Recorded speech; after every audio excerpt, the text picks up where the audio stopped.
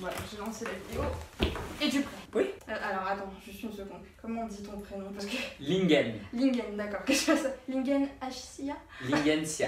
Lingensia. Ok, excuse-moi. Ça, c'est le genre de début que tu gardes après pour tes montages. Non, Ça me que va, là je ça peux me va. supprimer, tu vois. Ou alors je peux faire les bloopers. Ah, c'est très bien les bloopers, j'aime bien.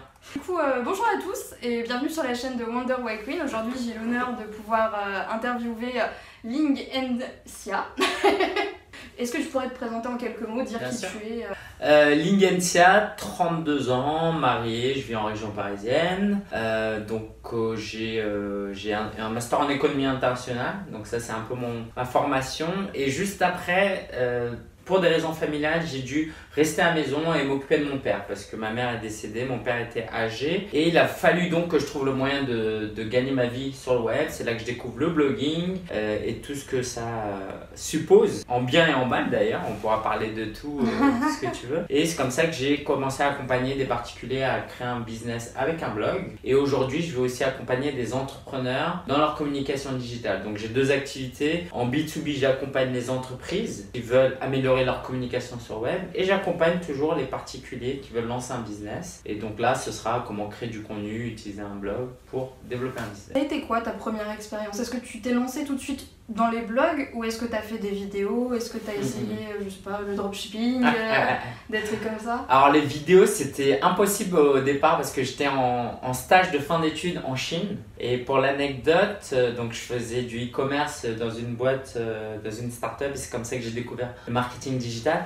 Et en fait, impossible d'utiliser des vidéos parce que Facebook, YouTube, Twitter, c'est interdit en Chine. Ah oui. Donc c'est censuré. Donc j'ai pas pu faire de vidéos, mais c'était pas grave. J'ai découvert le blogging, je me suis lancé. En fait, pendant que je faisais le stage, je découvrais le SEO et j'ai trouvé ça dingue quoi. Oh, comment ça marche et tout, AdWords et tout. Et du coup, je commençais à télécharger la semaine de 4 heures en piraté parce qu'à l'époque, j'avais rien. J'allais lire des articles de blog que j'imprimais, que je lisais dans le métro en rentrant du boulot. J'étais à fond. Le soir, du coup, je bloguais et je me couchais avec la banane quoi. C'était vraiment une passion. Et quand j'ai dû m'occuper de mon père, je me suis dit bah je peux pas travailler en entreprise parce qu'il faut que je travaille depuis chez moi. Du coup, j'ai lancé un blog sur le développement personnel, un blog sur les nouvelles technologies, sur Apple. Voilà, j'avais plein de petites idées comme ça, j'ai lancé des sites de niche et très rapidement, j'ai compris que j'avais une passion pour transmettre ce que j'apprenais. Et moi, ce que je faisais, c'est que je racontais les coulisses de comment j'avançais. C'était comme un peu un journal de bord ouvert où par exemple tous les mois, je disais combien je gagnais, comment je gagnais l'argent. J'ai vu ça, les bilans. Bah, dans ces bilans-là, toi, ce qui est bien, c'est que je regardais les premiers aussi, c'est que t'étais à moins, hein. Et oui, mais c'est rare quand même, tu vois, que des gens osent montrer leurs résultats en disant bon bah aujourd'hui, ce mois-ci, je suis pas riche. C'est clair. Mais ça arrive, on y croit. Et au final, bah voilà où tu en es quoi. Voilà. Et donc c'est pas fini. Pour moi, je me considère encore au début, mais c'est sûr qu'aujourd'hui, dans le monde francophone, dans ce que je fais, je suis bon parce que ça fait 8 ans que je fais ça. Et surtout, on en reparlera, je suis complètement passionné par ce que je fais. Donc quand tu bosses et que tu es passionné et que tu as la générosité de vouloir transmettre ça, ça se passe plutôt bien. Il faut un peu de temps, mais ça se passe bien. Pourquoi tu as choisi de faire justement du blogging le centre de ton activité avant toute chose, sachant que même en travaillant sur internet, on peut faire plein d'autres choses. On peut faire de la rédaction, on peut faire... Alors en fait, je travaillais pour un e-commerce qui vendait des lunettes de marque quand j'étais en Chine. Et je me suis dit, je vais acheter des montures et je vais vendre ça via eBay. Donc j'ai testé quand même certains trucs et en réalité ça me plaît et je pense qu'un jour je referai du e-commerce. Mais le blogging, ce qui était intéressant, c'est que ça coûte presque rien et puis c'est une économie où on apporte vraiment du bien-être aux gens. C'est-à-dire ton contenu est censé aider les gens, quel que soit l'aspect dans la vie. Et aider les gens tout en gagnant de l'argent et de pouvoir toucher beaucoup de monde, ça c'était un rêve. Et en fait, petit par exemple, je voulais être prof. Et donc pour moi, je me suis retrouvé un peu là-dedans. C'est le côté, j'ai pas besoin d'être prof de diplôme, j'ai pas besoin d'avoir la permission de qui que ce soit pour donner des conseils. Et tu peux potentiellement toucher des millions de personnes en plus. Donc cette idée de transmettre, et puis j'aime bien raconter ma vie dans ma vie personnelle. J'avais déjà un Skyblog à l'époque où je racontais des choses. Donc pour moi, c'était très naturel. Si je peux raconter ma vie, apporter du bien-être aux gens et gagner de l'argent, bien sûr que je le fais. Maintenant on va parler un petit peu du pognon. Ouais, bien sûr. Parce que tout le monde aime parler de pognon. Combien de temps ça t'a pris avant que ton activité soit vraiment rémunératrice? Les premiers euros, je les ai gagnés assez rapidement, au bout de peut-être quelques mois. Mais les premiers euros, c'était vraiment c'était de l'affiliation. Parce que en fait, j'avais la chance d'être dans une sphère où je recommandais beaucoup d'outils, d'hébergement et tout. Donc, c'est une industrie où l'affiliation est très répandue. Donc l'idée, par exemple, je recommandais One and One, par exemple, inscrivez-vous via ce lien et puis je touchais une commission. Donc très rapidement, j'ai gagné mes premières centaines d'euros. J'ai investi dans de la formation pour moi-même. Je faisais partie d'un groupe Mastermind, donc ça c'est très important. Le groupe Mastermind, c'est Napoleon Hill qui a formaté un peu ça et lui, sa promesse qu'il dit, c'est que tu peux accomplir plus de choses en un an avec un groupe Mastermind que toute une vie tout seul. L'idée c'est, alors les schémas, les formats sont différents selon chacun, mais moi ce que j'ai appris, parce que j'en ai fait partie d'un et c'est comme ça que j'anime les masterminds où je suis actuellement, on est 4-5, chacun raconte un peu ce qu'on a réussi dernièrement, donc ça nous met dans un état d'esprit positif et c'est important, hein, l'entrepreneur qui n'est pas optimiste et positif, c'est même pas la peine, quoi. Alors ça s'apprend, mais en tout cas c'est pas la peine. Donc ça nous met dans un bon état d'esprit et tout de suite on va parler d'un problème précis qu'on a envie de travailler. Là par exemple en février je vais lancer une formation, j'en ai parlé à mon groupe parce qu'en fait je fais partie d'un groupe et j'anime aussi des groupes. Et donc avec ce groupe, on a parlé de ça et ils me donnent leurs idées que j'aurais pas eu autrement. Donc ça, c'était très précieux. Et puis après, je fixe un objectif. Dans 2 semaines, j'aurai fini le premier module de ma formation. Et eux, la semaine prochaine, ils me demandent si je l'ai fait. Voilà. T'as toujours eu cet esprit-là, tu sais, de tout bien organiser, etc. Voilà, est-ce que t'as commencé un peu comme moi non. Bon, quand j'ai le temps, je vais poster, c'est bien. Non. Alors là c'est une interview, tu me poses des questions précises, je te réponds précisément. Si tu me suivais au quotidien, tu verrais que c'est un peu à l'arrache. Mais en tout cas, j'ai quand même beaucoup progressé. Et ça vient avec 2 choses. C'est la conscience de soi. Ça, c'est extrêmement important. En tant qu'entrepreneur, si vous n'êtes pas capable de voir vos qualités et vos défauts, si là je te donne une liste et que tu n'arrives pas à me citer tes 10 qualités, tes 10 défauts, tu pars avec... Je sens bon, je suis joyeux, je suis intelligente, voilà. Votez pour moi. Bravo, maintenant tes 10 défauts. Non, je rigole. Mais c'est extrêmement important, c'est-à-dire que si tu connais pas tes défauts, tu peux pas progresser. Si tu connais pas tes qualités, tu sais pas qu'est-ce qui te différencie des autres et tu sais pas comment utiliser tes compétences. Donc voilà. Et c'est en suivant des méthodes que j'ai progressé petit à petit. Des méthodes que tu as suivies ou des méthodes que tu as mises en place par toi-même Alors, beaucoup par l'expérience, du coup, parce que moi je suis quelqu'un qui m'analyse beaucoup, voilà. Par exemple, très rapidement, ceux qui veulent une méthode rapide, Pomodoro. Tu connais, t'en as entendu parler ou pas? Tu mets un timer, il y a des applis pour ça. Pendant 25 minutes, tu travailles. Tu as 5 minutes de repos. 25 minutes de travail, 5 minutes de repos. Il y a énormément d'avantages à cette méthode. C'est que quand tu travailles, par exemple, si je te dis, vas-y, va renouveler ta carte de visite. Et là, tu vas me dire, c'est une horreur et tout. Sauf que tu mets ce timer et tu dis, dans 25 minutes, je prends une pause. Donc, c'est rien, 25 minutes. Donc, pendant 25 minutes, tu es à fond. Et quand tu fais ta pause, elle est limitée. C'est pas genre, tu vas commencer à aller au frigo, dans le frigo, envoyer des SMS. Tu dis, j'ai 5 minutes de pause. Et en fait, quand tu travailles à fond. Quand tu fais ta pause, tu la fais à fond. Et si tous les jours de ta vie, imagine, si tous les jours de ta vie, tu bosses à fond et tu te détends à fond, au bout d'un an, tu obtiens énormément de résultats. Oui, de toute façon, c'est un petit peu mathématique, je pense, quand même. À partir du moment où tu lances un site, même si y a 10 visites par mois au début, si tu le laisses en ligne, forcément, ça va monter automatiquement, non? C'est clair. Mais au niveau méthodologique, en tout cas, c'est important, je pense, que les gens comprennent qu'il faut être conscient de ce qu'on fait. C'est pas je travaille le matin, je travaille le soir. Non, à quelle heure tu commences ta matinée? À quelle heure tu prends ta pause déj? À quelle heure tu reprends? Quel jour de la semaine tu travailles? Il faut être intentionnel, en fait. Et vraiment, si tu arrives à mettre en place la chose que je vais dire là, je pense que tu gagnes, c'est te dire, t'es schizophrène, tu es un manager et un salarié. Et un stagiaire. Et un stagiaire. C'est-à-dire que le manager en toi, il doit dire, aujourd'hui tu bosses de telle heure à telle heure et tu travailles sur ça. Et le salarié il doit écouter le manager. Alors que la plupart de nous, moi je te dis ça, mais mon quotidien c'est plutôt allez, je travaille sur ça, bon ok, oh non, il y a autre chose qui est intéressant. Et tu te laisses complètement distraire parce que tu n'as pas de chef. Et ça c'est le gros risque. Donc le but c'est d'être son propre chef et de faire la distinction.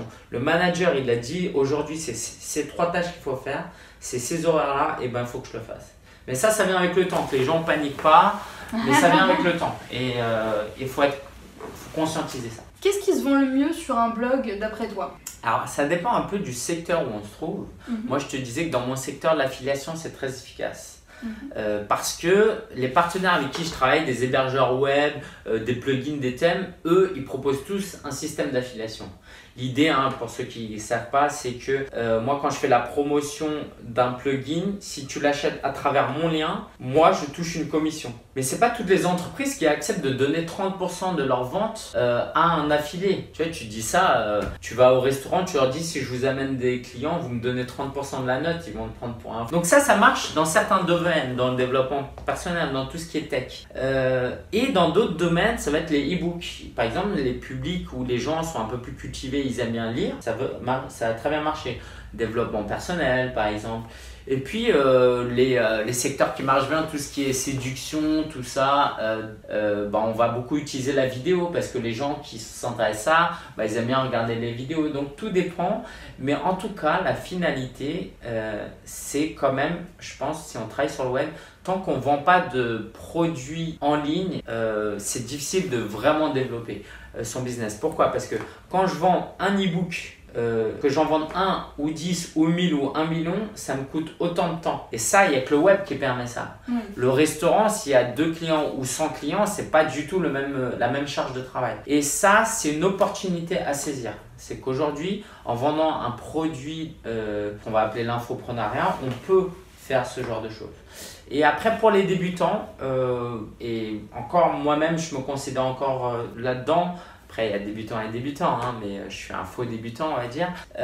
C'est le freelancing, faire de la prestation de service, un peu comme tu fais actuellement, parce que c'est important pour deux choses. Pour le cash, la trésorerie, c'est important de gagner de l'argent tout de suite maintenant, ok, parce qu'il faut qu'on paye ses factures et qu'on investisse. Les machins, les hébergements. Voilà. Oui. Exactement, il faut investir.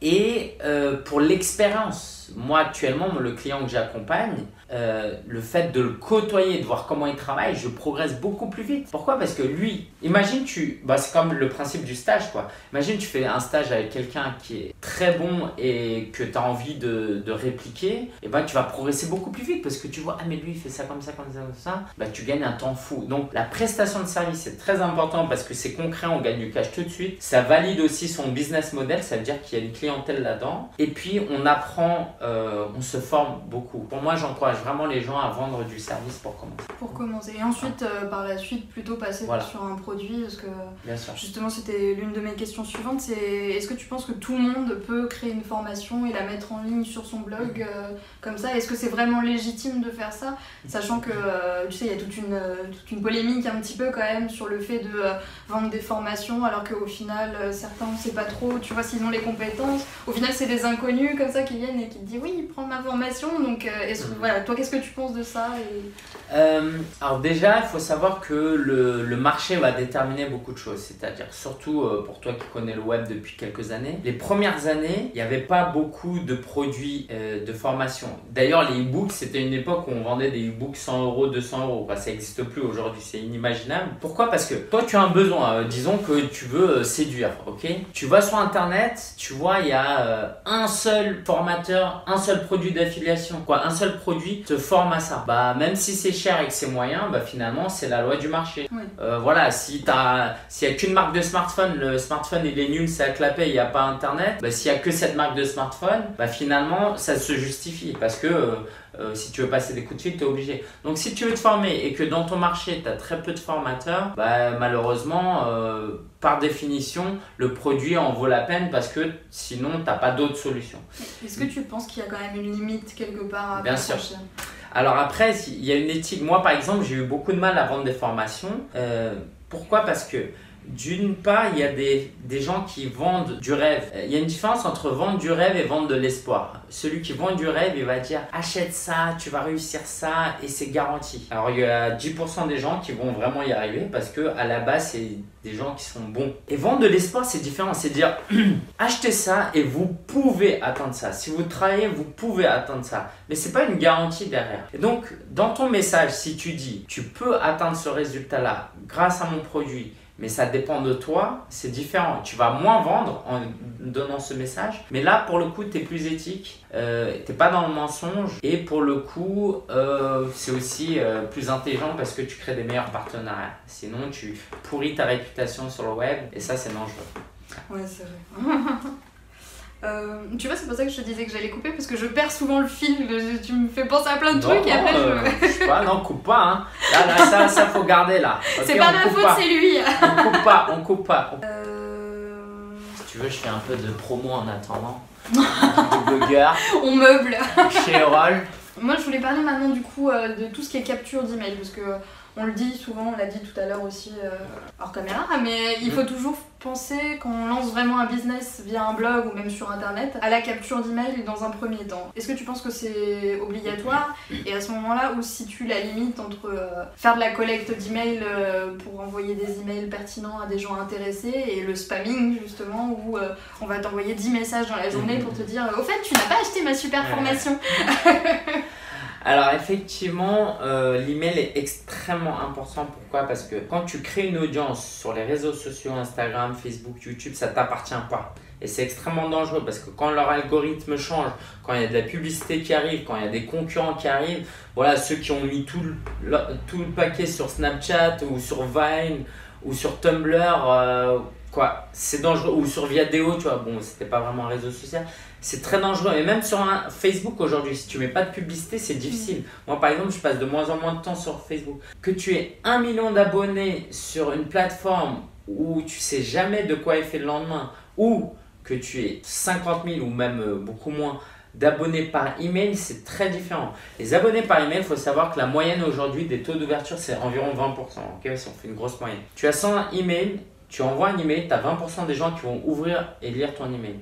Sur Facebook, en moyenne, tu es à 5, 10, 20, quoi. C'est pas une moyenne, mais ça dépend. Plus tu as une petite audience, plus c'est grand. Mais moi, en ce moment, je fais du 10-15%. Sauf que sur Facebook, celui qui te regarde, il est comme ça, quoi. Donc, ok, ça compte, il a vu ton truc, mais il a vu que dalle, il s'est pas arrêté. Alors qu'un email, il est concentré, il le lit. Alors, bon, si tu n'arrives pas à l'accrocher, les premières lignes, tu le perds, mais là, du coup, c'est de ta faute. Twitter, pareil, toutes les plateformes, c'est très dangereux. J'ai une chaîne YouTube, j'ai 5600 abonnés. Quand je publie des vidéos, au bout de 2 jours, j'ai que 100 vues. Donc, il s'est passé quoi? Des 5500 personnes qui n'ont pas vu la vidéo. Donc, c'est très dangereux. Par contre, l'email, quand tu es là, tu peux l'envoyer régulièrement. Et après, il faut faire attention parce que les gens peuvent se désabonner. Effectivement, quand tu deviens très lourd, ils peuvent se désabonner. Mais là, en tant que marketeur, il y a 2 écoles, ou quoi, il y a 2 manières de voir la chose. Moi, aujourd'hui, je me réjouis quand les gens se désabonnent de mes emails. Il est pas bien dans sa tête. Voilà. Pourquoi? Parce qu'en fait, je suis tellement confiant de mon contenu, de la qualité de ce que je fais, que si tu te désabonnes, ça peut paraître prétentieux, mais si tu te désabonnes, c'est pas parce que je suis pas bon, c'est parce que t'es pas intéressé par ce que je fais. Donc si t'es pas intéressé, bah tu quittes ma base d'email et puis moi je paye moins de frais en plus et puis voilà, tout le monde est content et il paraît que ça pollue aussi d'envoyer des emails, donc ça préserve même la nature.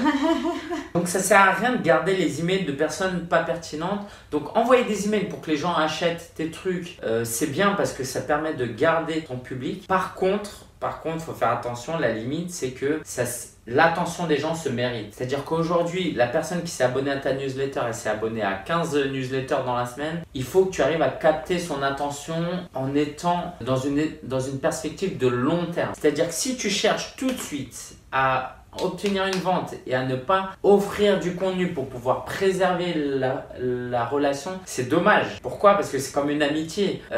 T'essayes pas d'être meilleur ami dès le premier jour. C'est une relation qui se fait petit à petit. La personne, peut-être qu'elle aurait vraiment apprécié tous les emails que tu aurais à lui envoyer, les contenus. Mais si au début tu es trop lourd, elle part et tu la perds et c'est dommage et tu as une mauvaise image auprès de cette personne. Justement, petite parenthèse, moi je trouve que justement ça se trouve un petit peu à la fois dans ton livre et à la fois dans tes sites, tes blogs, etc. C'est ce côté un petit peu humain, un petit peu finalement, tu vois, où c'est pas tout robotisé de A à Z, tu vois, on sent que derrière c'est pas que de l'automatisation. Merci, ça me rassure d'être à la moelle-nœud. Non mais enfin, faut quand même le souligner parce que l'air de rien, c'est quand même rare parfois, j'ai l'impression. Donc il est génial, abonnez-vous. Merci. Pour toi, est-ce que vivre de sa passion, c'est possible uniquement avec un blog? Alors non, certainement pas. Non, c'est pas... je vais répondre différemment à ta question si tu permets. Non, moi par exemple, ma femme, elle est kiné. Est-ce qu'elle est passionnée? Bon, on peut se poser des questions, je sais pas, elle répondra en commentaire. Mais en tout cas, si t'es chirurgien ou pompier et que tu aimes sauver des vies, faut pas que t'arrêtes ça pour lancer un blog. Oui, forcément. Ce serait trop dommage. Par contre, le gros avantage du blog, c'est que tu peux commencer à partir de rien. Donc moi, par exemple, dans ma vie, quand j'étais plus jeune, je voulais être psychologue, je voulais être journaliste, je voulais faire un peu de stand-up, je voulais faire du marketing, je voulais faire plein de choses. Je voulais écrire des livres, ça c'était un rêve. Au final, tu combines un peu tous tes petits rêves d'enfant. Bon, en fait, c'est ça qui est génial, c'est que quand tu lances un blog, tu as besoin de la permission de personne, et quand tu fais tes vidéos, tu fais ce que tu veux. Et ça, c'est extrêmement précieux dans un monde où effectivement on rentre dans des boîtes et on essaye de nous dire tu fais ça comme étude, comme ça tu rentres, tu fais ça comme métier. Moi, derrière moi, j'ai postulé à des jobs, ça n'avait pas marché, mais je me suis dit c'est horrible ce monde où tu rentres dans des boîtes, il te manque une virgule dans ton CV, t'es pas pris quoi, c'est juste horrible. Donc le blog te permet de casser toutes ces barrières et te dire c'est moi qui prends le contrôle de ma vie avec les risques que ça comporte. C'est ce que je disais tout à l'heure, c'est que tu prends tellement le contrôle de ta vie que si le contrôle il est mal pris, bah tu en fais rien, tu vois, tu pars dans tous les sens.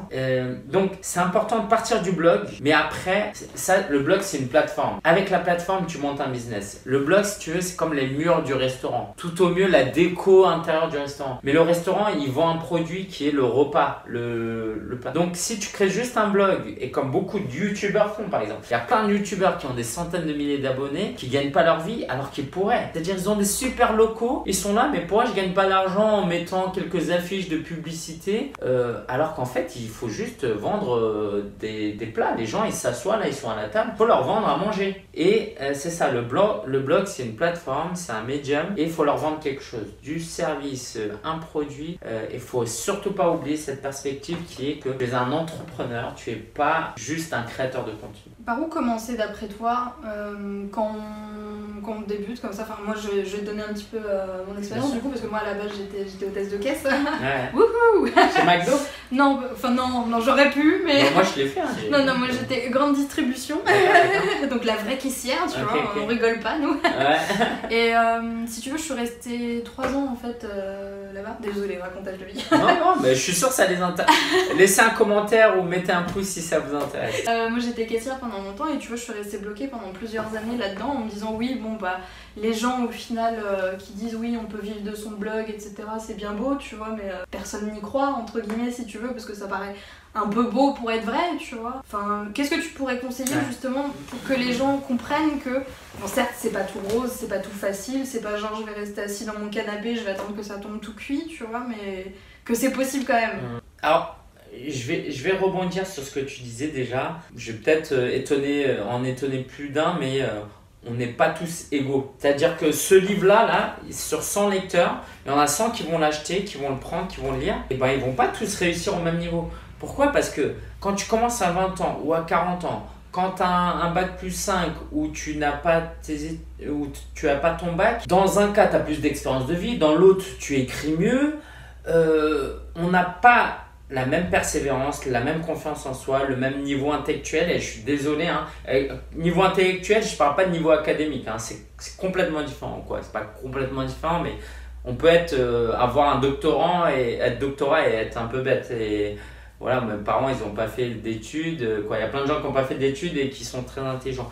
Mais on ne part pas du même niveau, et du coup, même avec le meilleur des outils qui soit comme le blog, on va pas réussir de la même manière. Exemple, si tu n'as pas confiance en toi et que tu n'es pas persévérant, tu te sens pas bien dans ta vie personnelle et que tu abandonnes, et ben tu vas dire le blogging ça marche pas. L'autre qui persévère et qui bosse dur, pour lui ça va marcher. Et du coup, c'est quoi ta conclusion?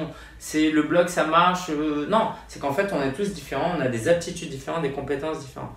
Ceci étant dit, le blogging nous permet de tous progresser, parce qu'au final c'est ça qui est important, c'est que tu pars d'un point A ou un point C ou un point D, mais l'idée c'est de passer à la prochaine lettre et à la prochaine lettre et à la prochaine lettre. Disons-le, hein, si t'es pas très futé, t'es pas très social, tu sais pas très bien écrire, tu sais pas très bien t'exprimer, tu te décourages, t'es négatif, t'es pessimiste, et bah toi tu es au niveau A, bah passe à B tranquillement, passe à C, et ça va prendre plus de temps pour toi à aller à M, N, O. Okay? Au contraire, quelqu'un qui est plus avancé, il va mettre moins de temps. Mais dans tous les cas, tu n'auras pas regretté le temps que tu vas y dédier parce que tu auras progressé. Et moi, je pense que tu peux progresser bien plus en faisant ce qui te passionne, comme c'est ton cas, que quand tu étais caissière. Qu'est-ce qu'on s'éclate. Je pense que c'est un outil formidable à partir du moment où on prend du plaisir à faire ce qu'on fait.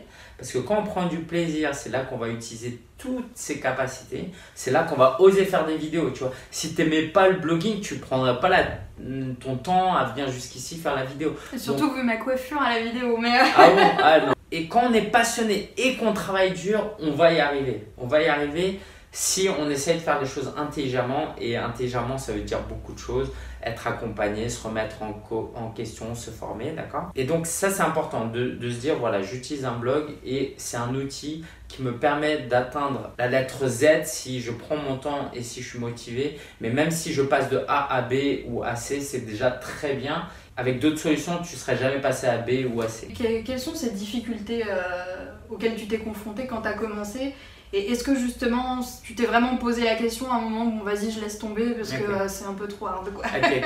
Alors là, je vais sauver la vie de 1/10 de tes spectateurs, tes lecteurs. Écoutez. Attention, environ 10% de la population qui a le TDA. Le TDA, c'est le trouble du déficit de l'attention. Moi, je me suis auto-diagnostiqué ça. C'est-à-dire, il y a une population de personnes qui...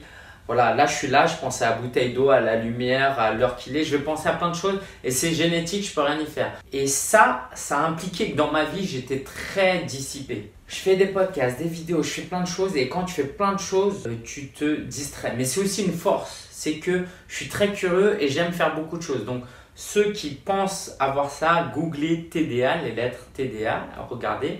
Pour les autres 90%, alors vous êtes normaux, mais même en étant normaux, comme vous n'avez pas de chef, personne pour vous dire fais ci, fais ça, vous allez vous distraire et vous décourager. Et ça va être, c'est ce que moi j'ai connu, je me suis beaucoup distrait. Donc essayez d'être persévérant, ça c'est la première chose, d'être discipliné et persévérant. La deuxième chose, c'est de prioriser le cash, prioriser la trésorerie, prioriser l'argent qu'on gagne. Parce que moi, j'ai eu un moment dans mon parcours où j'ai été salarié, où j'ai failli être salarié parce que je ne gagnais pas assez d'argent. Et c'est bien beau d'avoir des projets, de voir de grandes choses, d'investir du temps et de l'argent, mais au quotidien, il faut que tu payes tes factures. Donc c'est pour ça que j'encourage les gens à faire du freelance, à ne pas simplement faire des choses glamour et amusant et passionnant. Et peut-être même le piège, c'est que tu as plein de gens autour de toi qui vont dire « Ah, c'est trop bien ce que tu fais, ah, tu m'aides, et du coup, tu dis « Ah, c'est agréable, bah, je vais continuer dans ce que je fais. » Mais à la fin du mois, tu dis « Ok, mais mince, je gagne pas d'argent. » Et du coup, tu vas arrêter et du coup, ton audience va arrêter de te suivre parce que tu auras arrêté. C'est pour ça qu'il est important de penser à gagner de l'argent et je vais donner un chiffre qui va sauver beaucoup d'entrepreneurs, j'espère. C'est qu'il faut viser un chiffre d'affaires de 5 000 € minimum. Tant qu'on ne gagne pas 5 000 € par mois minimum, c'est toujours tendu, c'est toujours compliqué. Parce que sur les 5 000 €, déjà il y a la TVA, il y a 20%. Si on fait 5 000 € de CATTC, il y a 20% qu'on reverse à l'État.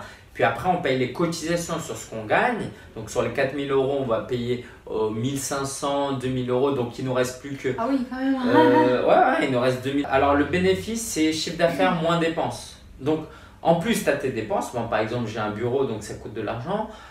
Tu payes les cotisations. Donc, même si tu gagnes 5 000 € TTC, en étant raisonnable à la fin du mois, il va te rester 1 000, 1 500, 2 000 €.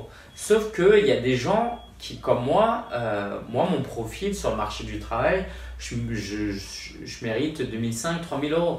Donc, même si tu gagnes 1 500 et 2 000, tu dis c'est bien, je vivote. En fait, ta vraie valeur sur le marché du travail, c'est 2 500, 3 000 €.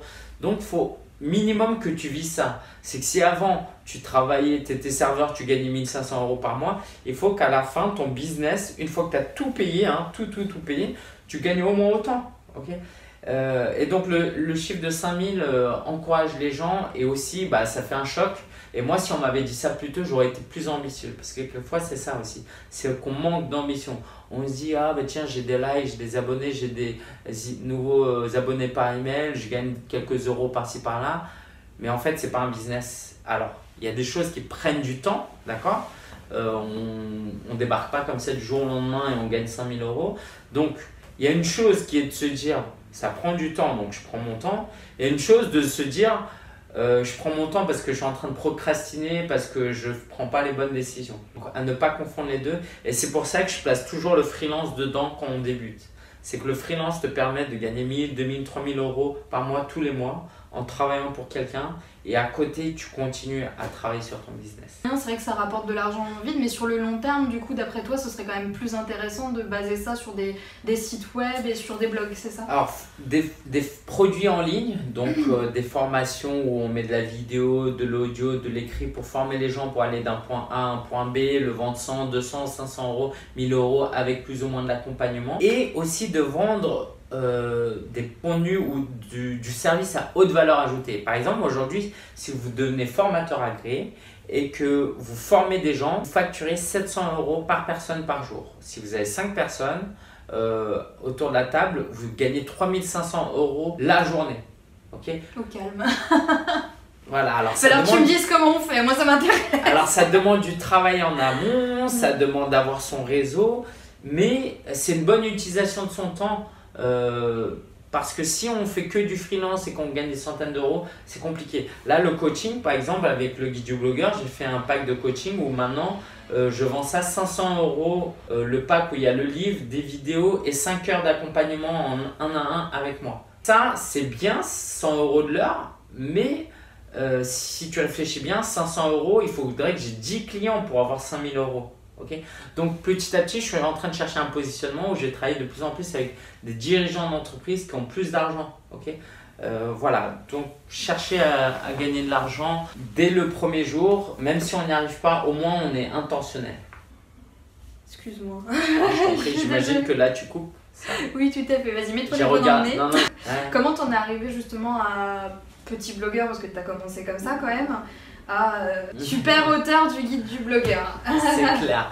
Bah écoute, finalement c'était pas si compliqué que ça parce qu'il y a des outils sur le web qui nous permettent de le faire. Il y a un outil qui s'appelle CreateSpace, donc CreateSpace toutattaché.com. C'est une filiale d'Amazon qui te permet de soumettre un PDF. Tu fais une couverture rapidement, tu fais ton texte et ton livre est disponible en version papier sur Amazon et il est imprimé sur demande. C'est-à-dire que toi, tu payes rien, tu payes 0,0 € si tu veux. Tu ne stockes rien, tu ne commandes rien. Et en fait, dès que quelqu'un l'achète sur Amazon, Amazon a des super imprimeries, bam, ça sort et les gens peuvent recevoir ton livre. Et donc, tu peux gagner sur un livre à 10 €, tu peux gagner 3-4 € facilement comme ça. Donc, j'ai utilisé cet outil pour auto-éditer mon livre et j'en ai vendu 1000 comme ça environ. Il y a la version e-book aussi. Ma stratégie, c'était de vendre ça pas très cher, 5 € pour gagner de la visibilité. Et un jour, dans un espace de coworking, j'ai rencontré la cofondatrice qui m'a présenté à sa sœur et je lui ai donné ça. Et en fait, elle travaillait chez Erol. Donc, Erol a vu ça. Et bah, en fait, Erol, c'est un business, hein. Ils se disent le livre est bon, quoi, il est là plutôt bon. L'auteur, il a un public, donc si on sort le livre, bah, il va envoyer sa communauté acheter le livre. A priori, on ne prend pas trop de risques et puis tout le monde est gagnant. Et tu avais une grosse communauté à ce moment-là? Alors à ce moment-là, pas tant que ça. Alors la liste d'emails, j'avais 2005, 3000, aujourd'hui j'en ai supprimé. Et donc j'ai envoyé comme ça ma cible, mon public acheter le livre. Et donc les 7 premiers mois, j'en ai vendu environ 1000. Voilà. Ah oui. Donc voilà, ça inclut pas les retours de livres qui vont se faire parce que les librairies achètent, mais ils vendent pas tout forcément. Mais voilà, c'est à peu près ça. Et donc l'idée c'est d'auto-éditer déjà, de même commencer par un e-book et puis de présenter ça à un auteur, quelque chose de concret et montrer qu'on a une communauté derrière soi. Oui, bah c'est ce que tu disais dans la vidéo justement sur les interviews que tu étais allé justement démarcher les contributeurs. Ouais. Un peu par level, par exemple tes amis, tu disais que... je mettrai toute la vidéo, vous allez voir. T'expliquais que tes amis, tu leur avais demandé voilà, un petit peu comme ça, sans dire que c'était un livre publié. Ensuite tu disais que les personnes du milieu t'avaient quand même... un peu plus structuré en disant ça va être pour un livre édité pour pas que ça soit donne-moi ton témoignage et que voilà tu vois t'avais fait des paliers etc. Donc ça c'est quand même une bonne technique quoi de segmenter, c'est ça le mot que je cherchais, de segmenter le marché. C'est une aventure, moi ça faisait partie d'un rêve d'enfant que j'ai eu et franchement qui aurait cru quoi. Moi mes parents ils sont plus sur terre et mon père il est pas là mais il aurait été tellement fier de voir que son fils publie un livre et on se rend pas compte mais aujourd'hui on a des possibilités quoi. Il était inaccessible avant. Aujourd'hui, peu importe la couleur de votre peau, votre milieu social, bon, faut avoir un niveau quand même pour écrire, mais si vous êtes bon, vous pouvez y arriver. Et c'est pas vrai dans tous les pays encore aujourd'hui. Vous pouvez être bon et ne pas y arriver parce que c'est compliqué. Si vous vivez en Occident, vous regardez cette vidéo, vous avez une passion, vous voulez bosser dur, vous voulez monter un blog, ça prendra peut-être pour certains 2 ans, peut-être certains 5 ans et peut-être certains 10 ans, mais on peut tous y arriver. Donc, il faut vraiment y aller. Moi, ça me fait penser, tu sais, parenthèse, je raconte ma life. Non, mais, et tu coupes pas.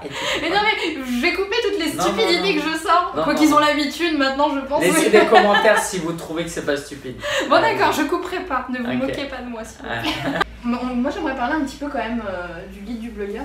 Comment t'es venue cette idée-là en fait? À l'idée, c'était quoi le but? Bah, déjà, c'est parti d'un rêve d'enfant, un peu que je te disais, d'avoir mon livre publié. C'était pour l'idée de base, tu sais, quand t'as fait l'e-book, c'était pour compléter. Alors voilà, moi je voulais. Le blog, c'est plein de conseils, des bouts de conseils, c'est des bouts de puzzle. Là, ça, c'est une méthode. Un livre, ça permet aux gens de vivre une histoire. Tu vois, un peu, si tu veux, les articles de blog, c'est comme si Cyprien, il fait ses petites vidéos. Mais Cyprien qui fait un film, un long métrage, c'est différent. Un long métrage, ça permet de vivre pleinement une histoire, une aventure et de sortir avec quelque chose de plus profond que juste quelques bouts d'articles. Parce que quand je donne des conseils à travers mes articles, les gens ils viennent, ils prennent quelques conseils. Mais s'ils achètent un livre, déjà ils ont fait l'effort d'acheter, donc ils sont engagés. Quand ils vont tout lire, ils vont non seulement avoir des outils, des méthodes, mais je vais les inviter à acquérir un état d'esprit. Et c'est ça au final que je veux.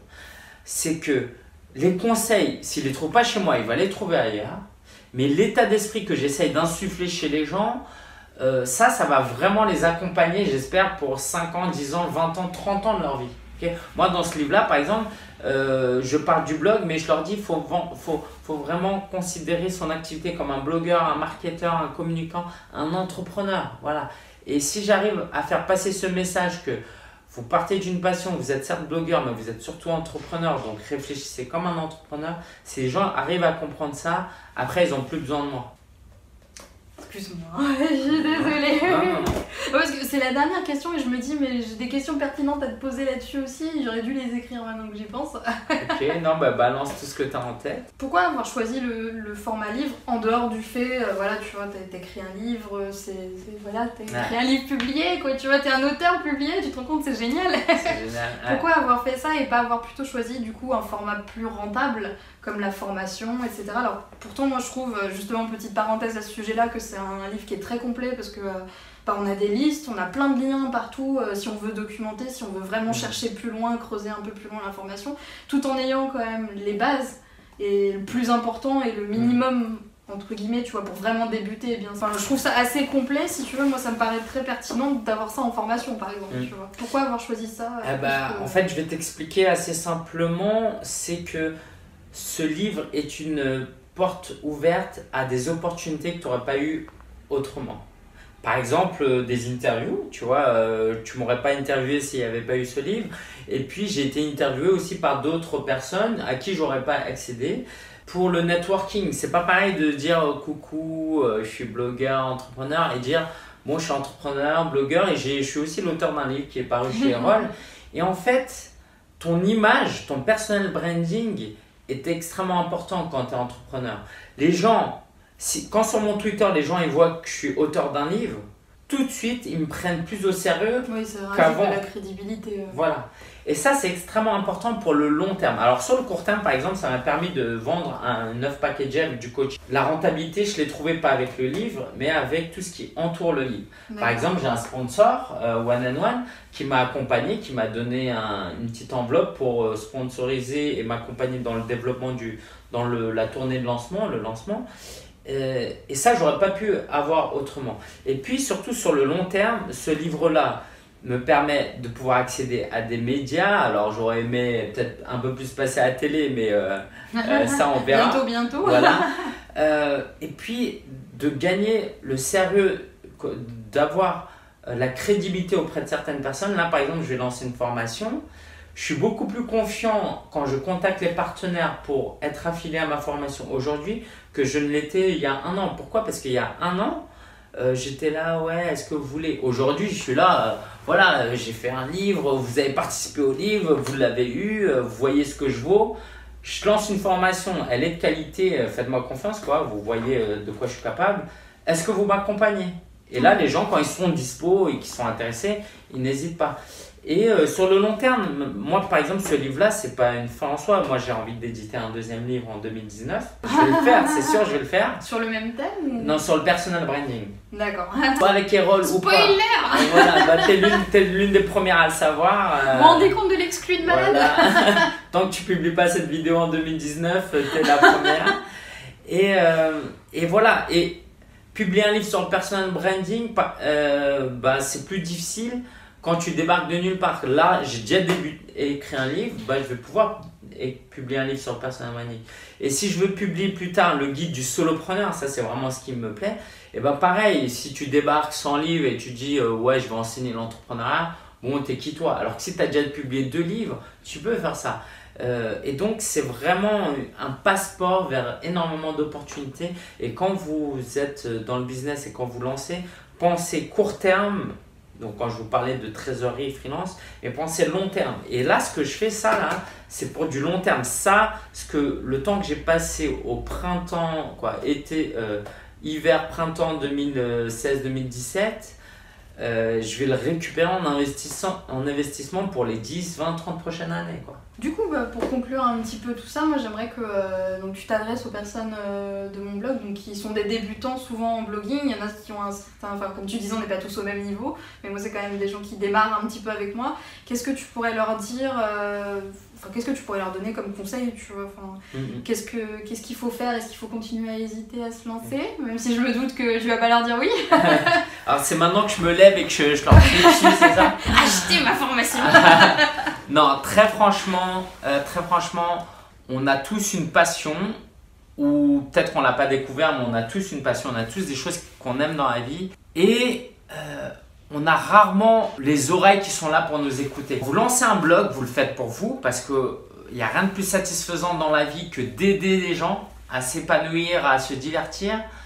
Et en plus, nous-mêmes, on progresse. C'est du développement personnel de faire un blog. Donc, aujourd'hui, lancez un blog gratuitement, même sur wordpress.com. Vous essayez. Si ça vous plaît, vous continuez. Si ça ne vous plaît pas, faites sur une autre thématique. Et si ça ne vous plaît pas d'écrire, vous faites des vidéos. Les vidéos, vous les incorporez. Si ça ne vous plaît pas, vous faites des audios. Les audios, vous les incorporez dans votre blog. Mais se lancer aujourd'hui coûte littéralement 0 €. Si on veut faire un truc, un minimum pro, on peut compter 100, 200 € l'année. Et si on veut... C'est moins cher que ça pour un seul site. Hein. Voilà, alors après, il y a quelques outils, des plugins qu'on peut s'approprier, se former, acheter des livres. Et en fait, vous avez là une opportunité incroyable. C'est-à-dire que allez ouvrir un restaurant et voyez ce que ça va vous coûter en temps, en argent. Ça va être impossible. Donc, sans compter le fait que vous n'allez pas pouvoir toucher tout le monde sur la planète avec un restaurant. C'est clair, c'est clair.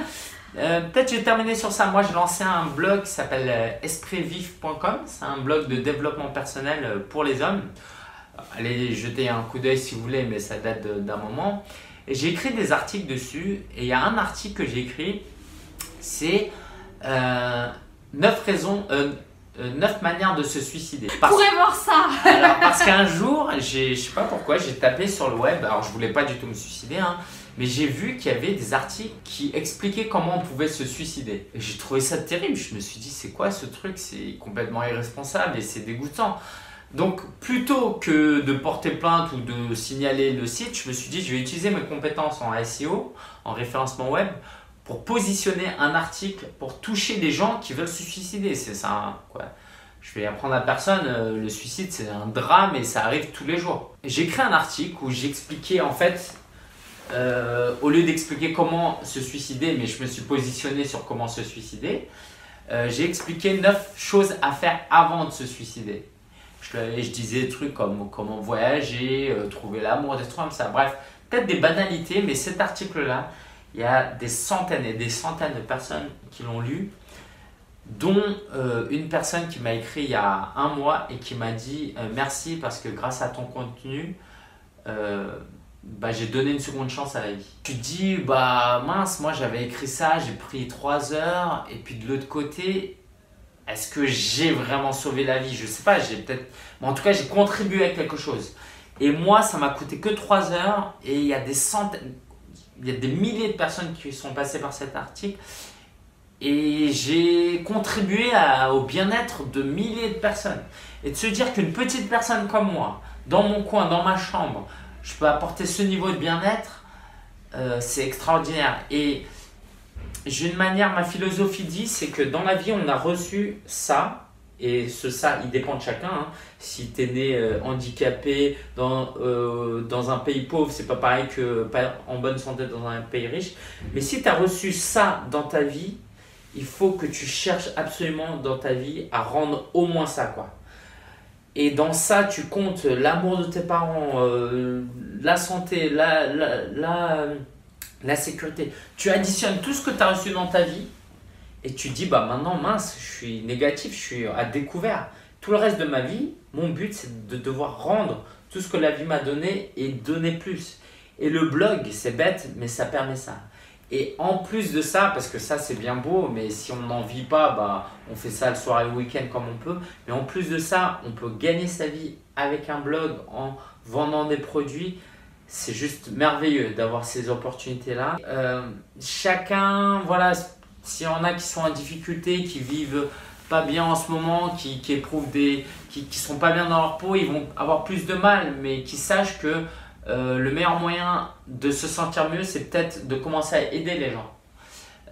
Et puis peut-être le dernier conseil que j'ai à donner, il est tout simple, mais faites quelque chose qui vous plaît. Le seul moyen pour perdurer, pour continuer, pour être au top, c'est de faire quelque chose qui nous plaît. Lancez pas un blog sur le dev perso si ça vous plaît pas et juste par opportuniste.